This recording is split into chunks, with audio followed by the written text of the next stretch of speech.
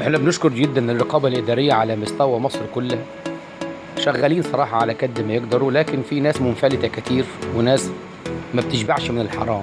ضبطوا 2 طن زيوت مجهولة المصدر، طبعا ده زيت رجوع اللي هو نازل القديم من تحت العربيات، وللأسف بيعملوا له إعادة تدوير زي ما أنا اتكلمت في الفيديوهات قبل كده. أدي 2 طن و1000 عبوة فارغة معدل التعبئة و1000 ستيكر بشعارات الشركات العالمية المشهورة اللي هي مبيعاتها كاسحة، ومكانية تغليف ولصق الأغطية طبعا عشان يبقى الموضوع كامل. وادي زي ما انتم شايفين جيركن اسو، موبيل اسو، وادي الاستيكرات الجاهزة يا باشا للشركات العالمية، وهيدروليك.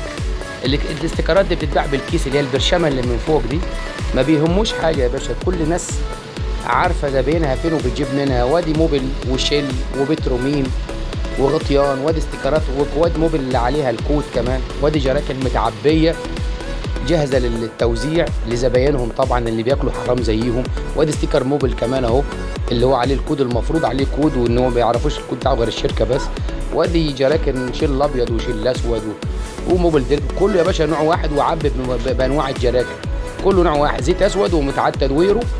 حسبي الله ونعم الوكيل. الناس اهم حاجه تملى بنوكها وكروشها. وادي المكنه التغليف اللي بتكفي البرشامه من فوق، وادي الكراتين اللي فيها الغطيان والبراشيم، وادي الجراكن والجمع اهو بيفضوا منه عادي كانه واحد بيفض زيت في بيته، واخدين راحتهم وشقه تمام التمام، وشغالين يا باشا وعاملين نفسه انه بيكسبوا بالحلال.